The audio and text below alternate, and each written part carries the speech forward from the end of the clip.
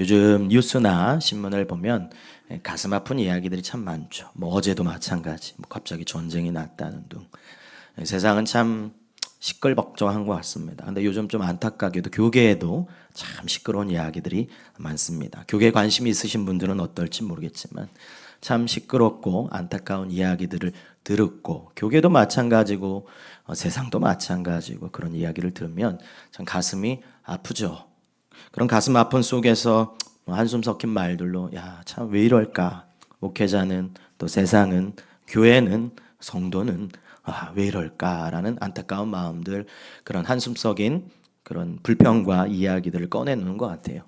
근데 그런 한숨 섞인 이야기들이 단순히 그냥 불평만 불만이 아니라 그 마음을 곰곰이 돌아보면 좀 달라지길 원하는 우리의 간절한 바람이 아닐까.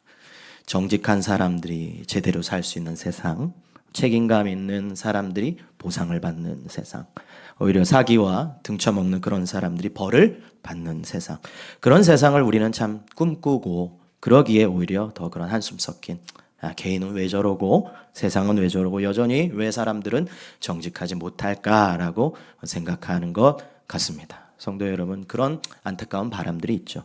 사실 또 우리 부모된 자들은 세상을 바라보면서 그런 안타까움과 불안과 염려와 걱정과 그 시름들이 우리의 다음 세대들에게 전해지지 않기를 원하는 게 또 우리의 마음이잖아요. 세상이 점점 더 달라졌으면 좋겠다.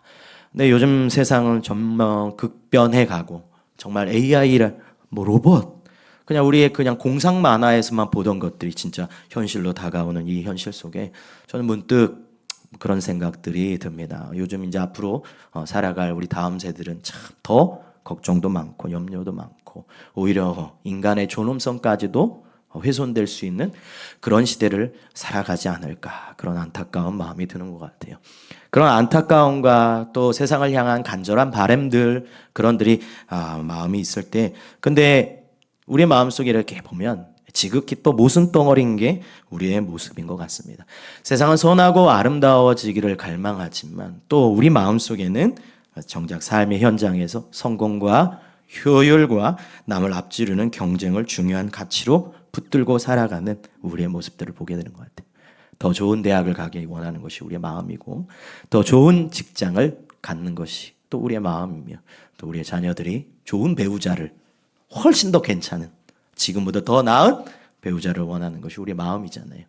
그 다음에 우리 그리스도 안에서도 절대적인 신앙의 진리나 신앙의 양심, 보이지 않는 영혼의 고귀함보다는 그런 것들이 현실에 도움이 되지 않기에 그런 것들을 낡고 불편한 것으로 취급해버린 오늘날의 안타까운 그리스도인들의 모습을 또 보게 되는 것 같아요.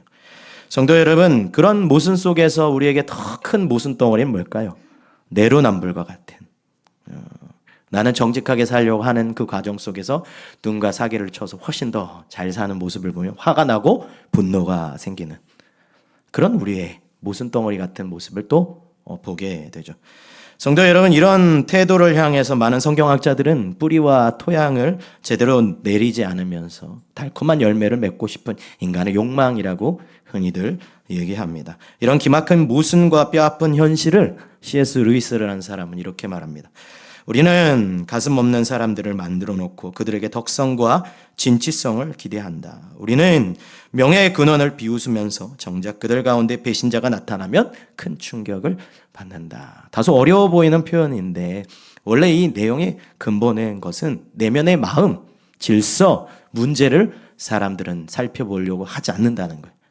그러면서 그 결과를 보고 판단하고 뿌리를 외면한 채 이 세상이 더 나은 세상이 되기를 원하는, 훨씬 더 내가 더 좋은 열매를 맺고 싶은 그 욕망, 좋은 토양과 좋은 뿌리를 내리고 있지 않으면서도 달콤한 열매를 먹고 싶은 그 욕망을 C.S. 루이스는 굉장히 지적하고 있는 거죠.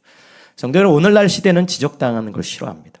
불편해요. 좋은 얘기만 듣고 싶어 합니다.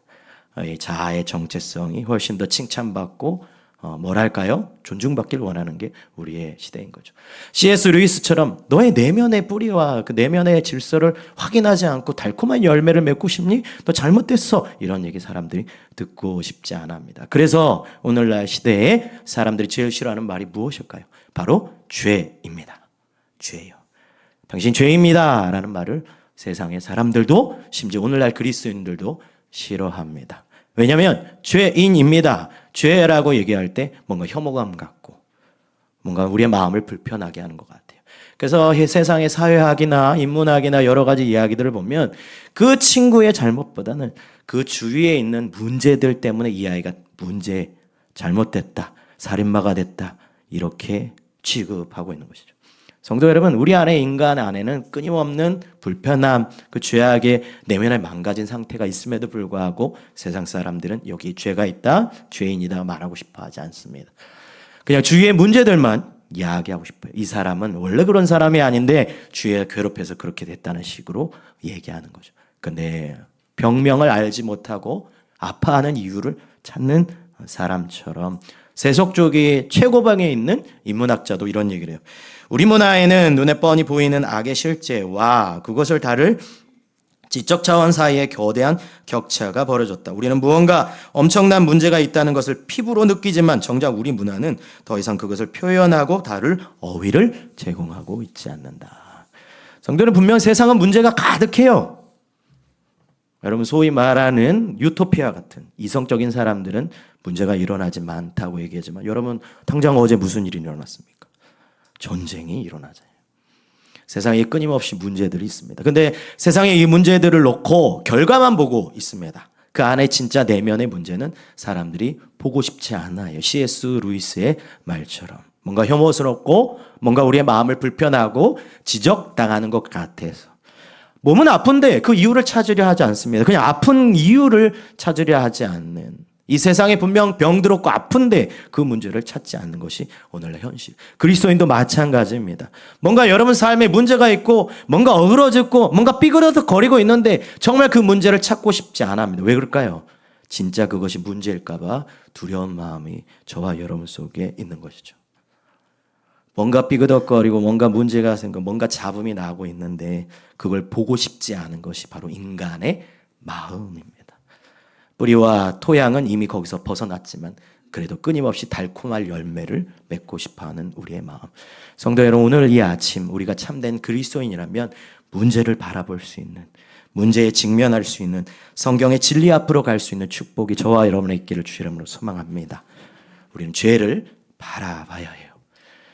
성경은 끊임없이 죄에 대한 얘기를 그래서 합니다. 축복의 얘기도 있지만 복 받는 얘기도 있지만 죄에 대한 얘기를 하고 있어요. 근데 안타깝게도 오늘날 그리스도인들은 죄에 대한 충분한 인식을 갖고 있지 않고 있어요. 그냥 죄라고 하면 무슨 생각을 하면 규칙을 어겨서 벌 받는 거야 라고 생각하는 거죠. 그래서 자꾸 규칙을 지키려 합니다.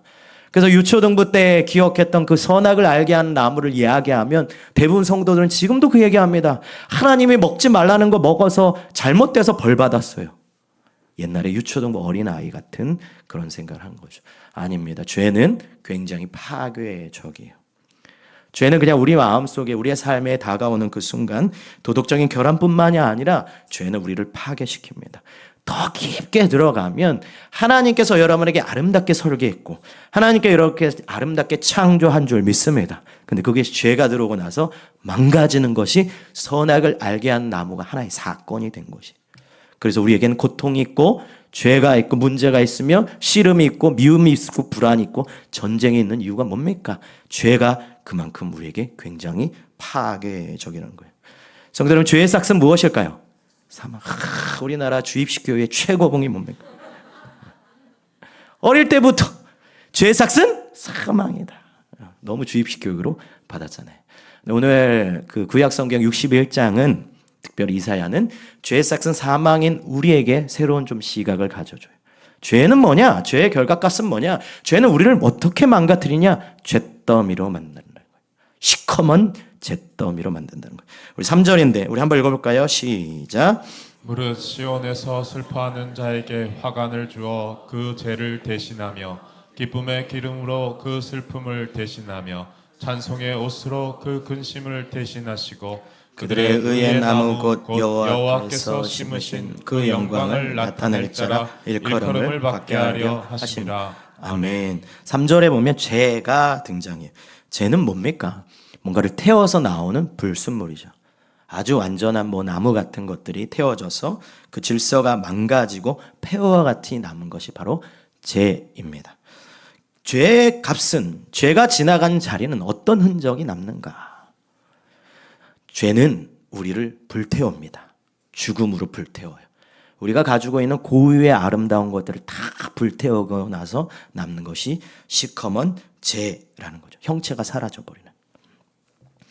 가끔 저는 김밥을 사와요.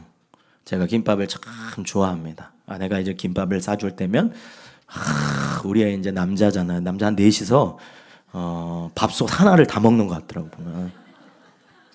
김밥은 참 먹을 때는 모르는데 먹고 나면 이게 풍만함이 넘쳐오잖아요. 가끔 김밥을 사오는데 저기 갔다가 한번 먹었다가 너무 맛있는 김밥집이 있어서 우리 아이들 김밥 좀 사줘야지 해서 한 6줄 정도를 이렇게 사오고 오기도 하거든요. 근데 얼마 전에 몇 줄 정도를 김밥을 샀습니다. 근데 김밥을 사오는데 제가 깜빡을 했어요. 까만 봉지에 담아 주셔가지고 식탁에 그냥 올려놓은 거예요. 그래서 이제 아이들한테 김밥을 준다는 것을 제가 정신없이 냅뒀더니 아이들도 그 그냥 까만 봉지니까 열어보지 않고 그냥 식탁 한 구석에 밀어놓은 거죠. 어느 날 딱 봤더니 김밥이 다 썩어온 거죠. 썩고 돈만 버린 거죠. 기억을 잃어버리면 안타까워. 근데 여러분, 성도 여러분, 김밥을 처음 만들면 그 고슬고슬한 밥, 참기름, 요즘은 시금치가 안 들어가지만 뭐 단무지, 뭐 햄 혹은 참치, 이따가 배고프게 생겼네요, 그죠? 그런 것들이 있잖아요. 그럼 그거 만들어졌을 때 먹으면 참 맛있죠. 근데 시간이 지나면 곰팡이가 피고 냄새가 나오고 그냥 이제 쓰레기가 되어버린 거죠. 성도 여러분, 제가 이 김밥이 망해라고 짓밟지 않았어요. 제가 김밥에게 이 김밥이 썩어지라고 불태우라고 불 가운데 던지지도 않았어요. 김밥 그대로 뒀더니 김밥이 어떻게 했습니까? 썩어가는 거죠. 세상의 원리는 뭔지 아십니까? 세상의 지금 흐름은 어떤 줄 아세요? 이게 세상의 법칙입니다. 모든 존재는 내버려 두면 에너지가 소비가 돼요. 에너지가 사라집니다. 그리고 그 에너지가 사라진 자리에는 뭐만 나올까요? 부패와 썩어짐만 남아갑니다. 성도 여러분, 이 아침에 불편할지 모르겠지만 여러분, 우리는 매일마다 거울 앞에 섭니다. 제가 여기서 볼 때는 여러분 화장이 참 잘 되신 것 같아요. 근데 여러분, 화장을 지운 얼굴은 여러분만 알겠죠. 우리는 다 어떻게 됩니까? 가만히 내버려 두면 어떻게 됩니까? 늙어가죠. 주름이 지어져 가고 뭔가 이제는 체력적으로 딸려가고 아프지 않은 데가 갑자기 아파오기 시작하고. 제가 아는 친구 목사님이 최근에 대상포진에 걸리셨더라고. 그래서 이제 문득 우리 목사님들끼리 대화하다, 야, 우리도 이제 대상포진 걸릴 나이구나 라고 했더니 막 성토를 하는 거야. 이제 우리도 건강관리해야 좋은 거를 먹어야 되고 대상포진 예방주사를 맞아야 되고 그런 얘기. 언제부턴가 우리의 대화들도 건강에 대한 이야기가 갑자기 많아지기 시작하더라고요. 그럼 뭐냐? 나이가 들어간다는 거죠. 성도 여러분, 우리는 나이가 들어가고 있어요. 후패해져 가고 있습니다. 어디 한 군데 이제 멀쩡한 곳이 없이 통증이 나오고 있는 거죠. 그럼 뭘까요? 창세기의 창조의 질서 그대로 너는 흙으로 만들어졌으니 흙으로 돌아갈 거라는 그 유한한 존재라는 것을 성경은 끊임없이 우리에게 말해주고 있는 것이죠. 성도 여러분, 죄는 우리를 맹렬하게 불타는 자리로 그렇게 태워가고 있어요. 근데 거기서 우리가 어리석게도 내 인생의 통제권은 내 것이다, 스스로 책임질 수 있다 라고 오만함을 가지면서 그렇게 살아간다면 우린 더 심각한 상태로 불태워져 가는 것이죠. 성도 여러분, 하나님께서는 여러분을 아름답고 세밀하고 기쁘게 창조하신 줄 믿습니다. 평안은 어디서 누릴 수 있습니까? 하나님 안에서 누릴 수 있는 것이죠. 근데 오히려 우리는 나의 통제권, 인생의 통제권이 하나님이 아니라 내 것이라 있다고 생각하는 순간 그대로 내버려 두는 그 부패의 자리로 우리는 가버릴 수밖에 없는 것이죠. 죄는 우리를 그렇게 망가뜨립니다. 가만히 내버려도 망가지는 우리의 인생에 죄는 더 가속도를 붙여서 우리를 망가뜨리는 것이죠. 예를 들자면 여러분 누군가에게 여러분에게 악한 말을 하거나 여러분 마음속에 난도질을 했다고 칩시다. 그 사람을 향해서 여러분 마음속에 상처가 있어. 내가 저 사람은 평생 용서할 수 없어. 내가 죽을 때까지, 눈에 뭐가 들어갈 때까지? 주입식 교육의 최고 목표심. 그럴 때까지 정말 나는 그 사람을 용서할 수 없다고 한다면 어떤 일이 생길까요? 여러분, 분노와 증오가 여러분의 인생 가운데 가득하게 되겠죠. 예수 믿는 사람들은 하나님의 마음을 또 깨닫게 됩니다. 내가 너를 용서했으니 용서해라. 그러면 용서하지 못한 나 자신이 그런 규칙이 되어서 또 내가 왜 용서하지 못할까라고 자책감이 들지만 하나님이 왜 여러분을 통해 용서하라고 하신 이유가 뭘까요? 용서하지 않는 우리의 삶이, 죄로 가득한 그 삶이 얼마나 우리를 망가뜨린지 하나님이 가장 잘 알고 계시기 때문에 그래요. 여러분 인생의 운전대를 여러분이 짚고 있다면, 여러분이 증오와 분노와 아픔을 여러분 속에 갖고 있다면 그 운전대가 누가 잡고 있는 줄 아십니까? 증오가 잡기 시작해요. 분노가 여러분의 인생의 운전대를 잡기 시작합니다. 굉장히 이성적이고 굉장히 정직하며 굉장히 은혜롭고 굉장히 착한 사람도 누군가를 미워하면 그 사람을 보는 순간 운전대에 증오가 그 운전대를 잡아요. 분노가 운전대를 잡아서 누구를 망가뜨릴까요? 우리를 망가뜨리기 시작한 거죠. 성도는 죄는 우리를 그렇게 괴롭게 하고 망가뜨립니다. 가만히 내버려둬도 부패하는 인생에 죄는 여러분의 운전대를 잡을 때 여러분을 더 심각하고 망가지게 하는 것이죠. 심지어 의학의 눈으로 봐도 마찬가지예요. 제가 어느 글을 갖고 왔는데 심리학자의 최고의 권위자인 글입니다. 제가 한번 읽어드릴게요. 용서하지 못하는 마음은 스트레스의 화산과 같아서 우리 몸에 끊임없이 독성 호르몬을 내뿜어 심혈관계를 파괴하고 면역체계를 송두리째 무너뜨린다. 단순히 여러분 용서의 문제가 창조의 법칙에 벗어나는 그 문제를 떠나서 우리 몸 자체가 창조의 질서에 만들어진 존재이기에 누군가를 원망하고 분노하고 미워하기 시작하면 여러분 몸 자체가 망가진다고 의학 전문가들도 말하고 있는 것이죠. 성도는 죄는 이렇게 보이지 않는 불꽃으로 우리를 망가뜨리고 우리를 녹여버리고 우리를 부패하고 냄새나고 우리의 심령이 망가지고 있는 것이죠. 여러분 요즘 여러분의 삶은 어떠세요? 내가 망가지고 있는지 잘 살고 있는지 우리 어떻게 알 수 있을까요? 여러분 부패하고 썩어지면 반드시 냄새가 납니다. 냄새가 나요.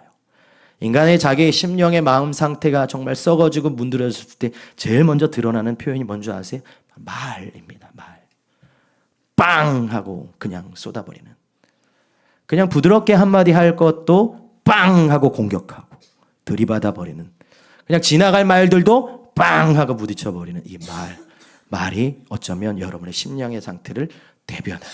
이 눈의 상태도 마찬가지죠. 사랑스러운 눈과 따뜻한 눈으로 온기가 가득해야 할 우리 교회 가운데 온기가 아니라 날카로움만 남아있다면 어쩌면 우리 죄가 여러분을 더 부패하고 심각하게 되는 상태인지도 모르겠습니다.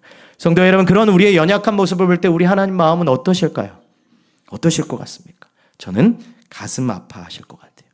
하나님의 형상과 모형대로 우리를 창조하고 만들어놨는데 우리는 자꾸 그런 삶을 살아가고 있는 거죠.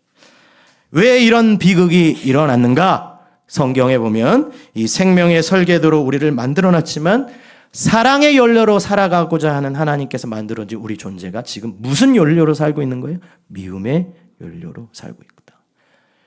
용서와 축복의 연료가 우리의 인생을 끌고 가야 하는데 우리는 원망과 절망의 연료를 가지고 우리의 인생을 갖고 있으니까 우리의 엔진이 망가져 버린 것이죠. 성도는 하나님께서 여러분을 귀하고 아름답게 창조하신 줄 믿습니다. 그럼 여러분 여기 안에는 귀하고 아름다운 것들로 운행되고 움직일 수 있도록 하나님 말씀 가운데 축복의 언어와 믿음의 언어를 선언하기를 주의 이름으로 축복합니다. 근데 안타깝게도 오늘날 많은 성도들이 죄를 선택하고 있다는 거예요. 그래서 팀 켈러라는 어느 성경학자가 이렇게 말합니다. 제가 한번 읽어드릴게요. 우리가 죄를 고집하는 매 순간 우리는 가스레인지의 불을 최대치로 키워 우리 자신을 더 빨리 한 줌의 죄로 만들어버리고 있을 뿐이다. 그래서 죄는 하나님 앞에 유죄일 뿐만 아니라 우리 인생에서 저지를 수 있는 그 무엇보다 가장 처절하고 어리석은 것이다. 스스로를 불태워 죄로 만드는 길을 성공이라 믿으며 달려가는 우리를 보시는 하나님 마음이 얼마나 아프시겠는가. 성도 여러분, 하나님은 여러분이 죄를 선택하고 지금도 맹렬하게 부패되고 맹렬하게 아파하는 여러분을 보며 가슴 아파하고 계세요. 그런 주님이 저와 여러분 어떻게 하실까요? 어떤 방식으로 우리를 구원하시고 어떤 방식으로 우리를 회복시키실까요? 성도 여러분, 오늘 61장은 굉장히 중요한 뭐랄까요? 분기점이 됩니다. 이사야를 여러분 구약 성경 통독을 하며 쭉 보셨는지 모르겠지만 이사야서 11장에서부터 예수 그리스도 메시아는 용사로 등장합니다. 승리자로 나와요. 그런데 이사야 53장 이후로부터 고난받는 종으로 나옵니다. 비참한 패배자로 나와요. 승리자인데 패배자이고 패배자인데 승리자인 묘한 아이러니한 메시아가 선언되고 있습니다. 성도들, 왜 예수님은 이렇게 설명하셨을까요? 예수님은 포로를 자유케 하시는 강한 용사 그리스도이지만 마음이 상한 자를 싸매시는 세밀한 치료자가 되시는 분이 우리 예수 그리스도인 줄 믿습니다. 그래서 3절이 굉장히 중요합니다. 3절 다시 한번 읽어보겠습니다. 시작. 무릇 시온에서 슬퍼하는 자에게 화관을 주어 그 죄를 대신하며 기쁨의 기름으로 그 슬픔을 대신하며 찬송의 옷으로 그 근심을 대신하시고 그들의 의의 나무 곧 여호와께서 심으신 그 영광을 나타낼 자라 일컬음을 받게 하려 하심이라. 아멘. 대신하여라는 히브리 말로 타하트라는 말입니다. 대신하다. 대속의 원리를 표현하고 있어요. 성도 여러분, 우리 예수님께서는 잿더미 가운데 맹렬하게 타고 있는 죄인들을 향해서 거기에 가서 그 잿더미의 얼굴을 닦아주고 화관을 씌워주는 분이 예수님이 아니에요. 우리 예수님은 망해가는 그 사람을 망해가는 그 사람을 향해서 목욕을 시켜주고 거기에 예쁘게 기름칠해 주는 분이 우리 예수님이 아닙니다. 무슨 말인가? 예수님은 대신하다. 잿더미에 있는 그 자리를 예수님이 들어가시고 영광의 축복의 자리로 우리를 끌어다가 예수님께서는 우리를 인도하신 분이 우리 예수님이세요. 성도 여러분, 여기 대속의 원리 대신하다는 무슨 뜻이냐? 주님이 잿더미의 자리로 친히 가셔서 당신의 아름다움을 포기하고 당신의 지혜로움을 포기하고 당신의 강함을 포기해서 우리를 지혜롭고 영광과 그 아름다운 자리를 교체하는 이 거룩한 교환이 바로 우리 주님이 우리에게 주시는 대속의 원리입니다. 성도 여러분, 오늘 우리가 이 세상을 살아가면서 우리가 아름다운 이유가 뭘까요? 우리 예수님께서 아름다움을 포기하시고 그 아름다움을 우리에게 주셨기에 우리는 아름다울 수 있는 줄 믿습니다. 오늘 이 세상 가운데 우리가 축복을 누릴 수 있는 이유는 뭡니까? 우리 주님께서 저주와 불안과 염려와 걱정을 대신 짊어지시고 우리의 영광의 그 축복의 자리로 우리를 교체해 주셨기에 우리는 당당히 축복을 누릴 수 있는 줄 믿습니다. 주님의 그 대속의 원리는 바로 여기에 있는 거예요. 대신한다는 말은 바로 여기에 있습니다. 그냥 우리의 그냥 죽어져 있는 자리, 저주의 자리를 그냥 내버려 두시고 얼굴만 닦아주는 것이 아니라 우리 주님이 그것을 대신 짊어주시겠다. 너의 그 아픔을 대신 짊어주겠다. 너의 저주를 내가 가져가겠다. 너의 아픔을 내가 가져가겠다. 대신 내 영광과 내 아름다움과 내 축복은 네가 가져가라. 이게 주님이 십자가의 원리인 줄 믿습니다. 성도 여러분, 우리 예수님은 여러분이 아름다워지게 하기 위해서, 우리 예수님은 여러분의 창조의 질서로 살아가시기 위해서, 우리 예수님은 여러분의 축복의 사람이 되기 위해서 친히 고난과 아픔과 비참함을 자원하신 줄 믿습니다. 그것이 우리 예수님이에요. 근데 여러분 지금 어떻게 사십니까? 또 잿더미로, 또 잿덩어리로 들어가고 계세요. 주님이 그것을 감당하시겠다라고 한다면 오늘 여러분의 인생은 아름다운 길로 당당하게 걸어가기를 주 이름으로 소망합니다. 여러분의 공로가 아니에요. 예수의 공로로 우리는 자신 있게 살아갈 수 있는 것이, 예수의 십자가 은혜로 자신 있게 살아가는 것이 우리의 은혜입니다. 그래서 성경학자들은 하나같이 이 십자가의 놀라운 구속의 대속의 원리 위에 성경학자는 4가지 인생의 원리, 인생의 태도, 자세를 꼭 기억하라고 말합니다. 그 첫 번째는 뭐냐? 하나님의 주권을 신뢰하라는 거예요. 우리 11절 한번 읽어볼까요? 시작. 땅이 싹을 내며 동산이 거기 뿌린 것을 움돋게 함같이 주 여호와께서 공의와 찬송을 모든 나라 앞에 솟아나게 하시리라. 아멘. 땅이 싹을 내며 동산이 거기 뿌린 것을 움트게 함같이라고 말했어요. 여러분, 제가 만약 여기 주머니에 도토리는 없지만 도토리를 가지고 다닌다고 한번 상상을 해봅시다. 도토리는 심으면 큰 참나무가 됩니다.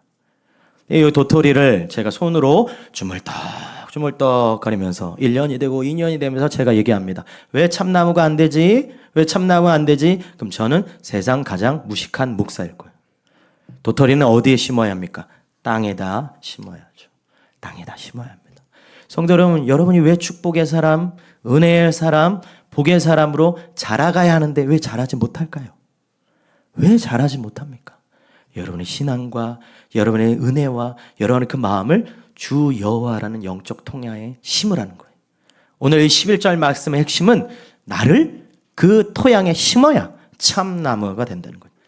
여호와 하나님의 주권을 신뢰해야만 하나님께서 여러분을 키우시고 자라게 하시고 성숙하게 하신 줄 믿습니다. 근데 그럼에도 불구하고 왜 우리는 여호와의 주권, 하나님의 주권을 신뢰하는 것이 싫은 이유가 뭘까요? 제가 곰곰이 생각해 보니까 내 인생을 아직도, 내 운전대를 아직도 내가 잡고 싶은 마음이 있기 때문에, 그리고 목사이다 보니까 성경을 읽어보니까 하나님께 주권을 맡겼더니 하나님이 때로는 내가 싫어하는, 내 자아가 싫어하는 걸로 때로 이끌어가는 걸 보게 되니까 고민하게 되는 거죠. 한 알의 밀알이 땅에 떨어져야 열매 맺는 것이 영적인 진리라면, 오늘 이 땅에 주 여호와라는 하나님의 땅에 여러분이 심겨져야 열매 맺을 줄 믿습니다. 평생 동안 여러분 인생, 여러분이 주물떡 손에 쥐고 있어봤자 절대 참나무가 되지 않아요. 내 인생을 하나님께 심길 때 하나님의 아름다운 열매로 성숙하게 여러분을 빛나게 만들 줄 믿습니다. 또 하나, 우리 이러한 중앙교회 이 영적인 토양에 여러분이 심겨지기를 주 이름으로 소망합니다. 기도의 눈물을 심고 전도의 발걸음을 심을 때 하나님께서 우리 교회를 통해 여러분이 30배, 60배, 100배 열매 되기를 주 이름으로 소망합니다. 저는 여러분 신년 송구 영심 때 주신 기도의 제목을 가지고 기도할 때마다 저는 간절한 마음으로 기도해요. 하나님, 이 영혼을 통해 하나님의 덕이 세워지고 이 영혼을 통해 하나님의 빛이 선포되며 원수의 목전에 상 주시는 그 여호와 하나님이 선언되게 해달라고 기도할 줄 믿습니다. 여러분, 하나님 땅에 여러분이 심겨져 놀라운 축복의 참나무 되기를 주의 이름으로 소망합니다. 그러기 위해서는 운전대를 여호와께 주권자를 내려놔야 하는 거예요. 두 번째로는 여호와 하나님의 의를, 공로를, 완벽한 예수 그리스도의 공로의 의를 옷 입어야 합니다. 우리 10절인데 우리 한번 읽어볼까요? 시작. 내가 여호와로 말미암아 크게 기뻐하며 내 영혼이 나의 하나님으로 말미암아 즐거워하리니 이는 그가 구원의 옷을 내게 입히시며 공의의 겉옷을 내게 더하심이 신랑이 사모를 쓰며 신부가 자기 보석으로 단장함 같게 하셨음이라. 아멘. 성도 여러분, 우리가 아무리 옷을 잘 입고 우리가 아무리 재봉틀에 기술이 있으며 우리가 아무리 실력이 있다 할지라도 저 유학 갔다 오신 디자이너보다는 옷을 잘 만들지 못합니다. 여러분, 우리 어릴 때 시골에 가면 옛날에 할머니들이 베네 쪼고리 같은 거를 막 만들어 주고 그랬어요. 그리고 뭐라 그러죠? 무슨 기저귀 같은 것도 그냥 천 기저귀 같은 것도 하고 그러셨잖아요. 근데 요즘 얼마나 잘 나옵니까? 누가 요즘 천 기저귀를 써요? 응? 누가 그거를 다 손수 베네 쪼고리를 다 지어 만듭니까? 요즘은 잘 만드는 사람이 훨씬 많죠. 예수님께서 우리에게 말씀하시는 건 뭘까요? 내가 다 이루었다. 다 성취했다. 다 완성했다. 그러니 너는 이 옷을 가져다가 뭐하라? 입으라. 라는 거예요. 그리스도의 의를, 그리스도의 성취를, 그리스도의 영광을 입기를 주의 이름으로 소망합니다. 근데 여러분, 우리 중에는 참 겸손하신 분들이 있어요. 주님, 어떻게 그리스도의 의를 제가 옷 입을 수 있을까요? 저는 더럽고 추악한 사람이니 저는 베네 쪼고리를 지금도 지었겠습니다. 그것만큼 어리석은 자가 어디 있겠어요? 주님이 공짜로 여러분에게 아름다운 옷을 주셨다면 그 옷을 입고 찬란한 영광의 자리에 주님의 천국잔치에 참여하는 저와 여러분 되길 주의 이름으로 소망합니다. 거룩한 옷을 그냥 입기만 하는 거예요. 주님은 다 준비해 놓으셨고 예배해 놓으신 줄 믿습니다. 근데 그 옷조차 입는 것도 우리는 어리석게도 입혀달라고 하는 어리석은 자가 있단 말이에요. 옷을 갖다가 입으시기를 주의 이름으로 소망합니다. 그것이 그리스도의 의인 거죠. 성경학자는 하나같이 그 십자가의 구속의 원리, 그 죄의 부패 가운데 하나님의 창조에 설계된 삶을 살기 위해서 우리에게 두 번째 제안하는 건 의를 입으라. 세 번째는 하나님의 완벽하신 주님의 인도하심을 신뢰하라는 거예요. 앞서도 설명드렸지만 좀 어려운 내용이지만 이사야 전반적으로 예수님은 강한 용사이시면서 우리를 세밀하게 쳐다보시는 치료자이십니다. 저도 이제 목회를 하다 보면 참 어리석은 행동을 할 때가 참 많죠. 하지 말아야 할 행동들도 하고 실수할 때도 많습니다. 그중에 제가 돌아보건대 제가 율법적으로 목회를 했을 때는 위로가 필요한 자리는 잔소리를 참 많이 했더라고요. 얼마 전에 들은 얘기인데 저와 함께 이제 신앙생활했던 중고등부 애가 이제 어느 정도 35, 7이 돼서 결혼을 해서 제가 아는 그 동기 목사네 교회로 등록을 했더라고요.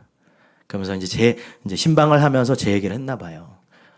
최대근 목사님과 동기고 최대근 목사가 한다고. 그랬더니 그때 그 아이가 그 회장이었었는데 저를 기억하며 그렇게 말했대. 그 전도사님 진짜 무서웠다고. 정말 무서웠다. 여러분 지금 앞에 보인 제가 굉장히 무서운 사람이었어요, 여러분. 지금 얼마나 이렇게 성숙해져 가고 있는지 여러분 참지 못했던 그런 시절이 있었죠. 저는 참 그런 실수를 많이 했던 것 같아요. 상처도 많이 주기도 하고 위로하고 용서를 줬어야 하는데 때로는 상처 줄 때도 많았고 또 요즘 고민하는 건 진리를 선언해야 되는데 오히려 마음이 나약해지고 불쌍해서 연약해서 진리보다는 그냥 말을 듣고 그냥 품어주는 일들도 또 교구 사역을 하다 보니까 많아지는 것 같아요. 근데 우리 주님은 완벽한 타이밍에 완벽한 말씀을 하는 줄 믿습니다. 강한 용사 예수님께서는 때로 진리도 말씀하시고 치료자 되시고 세밀한 음성을 말씀하시는 예수님은 때로 위로도 주신 분이 우리 예수님인 거죠. 그래서 예전에도 한번 인용했던 신학자의 글인데 한번 제가 읽어드릴게요. 나사로가 죽었을 때 마르다와 마리아 두 자매가 예수님께 나와 똑같은 말을 쏟아낸다. 주께서 여기 계셨더라면 내 오라버기가 죽지 아니하였겠나이다. 단어 하나 틀리지 않은 똑같은 원망이었다. 그런데 예수님의 반응은 완전히 달랐다. 첫 번째로 마르다를 만났을 때는 나는 부활이요 생명이다라며 정면으로 맞받아 치신다. 정신이 번쩍 들게 하는 직면이자 진리의 사역이었다. 그러나 똑같은 말을 하며 우리 우는 마리아 앞에서는 어떻게 하셨는가? 아무 말씀 없이 그저 함께 비통해하며 눈물을 흘리셨다. 공감과 눈물의 사역이었다. 성도들, 우리 예수님은 때때마다 정확한 지점에 때로는 우리를 훈육하시고 때때마다 정확한 지점에 우리를 위로하시는 분이 우리 주님인 줄 믿습니다. 주님은 완벽하게 여러분을 인도하시며 완벽하게 여러분을 간섭하시며 완벽하게 여러분을 이끌어 가신다면 지금 환경과 상황이 흔들리지 않기를 주의 이름으로 축복합니다. 하나님 여러분을 반드시 이끌어 가실 거예요. 여러분 주님의 그 인도하심을 믿고 나아가기를 주의 이름으로 소망합니다. 마지막 네 번째로는 희년의 원리, 좀 어려운 표현입니다. 희년의 원리를 믿고 살으라는 거예요. 우리 누가복음 4장 18절부터 21절까지 말씀인데 주의 성령이 내게 임하셨으니 이는 가난한 자에게 복음을 전하게 하시려고 내게 기름을 부으시고 나를 보내사 포로된 자에게 자유를 눈먼 자에게 다시 보게 함을 전파하며 눌린 자를 자유롭게 하고 주의 은혜의 해를 전파하게 하려 하심이라 하였더라. 책을 덮어 그 말은 맡은 자에게 주시고 앉으시니 회당에 있는 자들에게 다 주목하여 보더라. 이에 예수께서 그들에게 말씀하시되 이 글이 오늘 너희 귀에 응하였나이다 하시니. 아멘. 여러분 이사야 61장 말씀을 예수님이 인용하셨는데 이사야 61장 이후에는 희년에 복이 임했다 은혜가 임했다 선언하고 나서 이사야 61장에는 심판의 이야기가 나와요. 그런데 누가복음 4장에 예수님께서 이사야 글을 인용하시면서 뭐라고 얘기하면 성령이 임해서 은혜가 임했다. 은혜 때다라고 전파하시고 책을 뭐 했어요? 덮었대요. 아까 빨갛게 제가 칠해놨죠. 책을 덮으셨어요. 그리고 나서 뭐라고 했냐면 이 글이 너희 귀에 응했다라고 말하고 계신 거죠. 성도 여러분, 예수님이 이 땅에 초림으로 오셨을 때 주님은 은혜를 선포하셨어요. 오늘 우리를 은혜의 시대라고 말하고 있습니다. 은혜와 그 축복의 여정이 지금 우리에게 펼쳐져 있는 줄 믿습니다.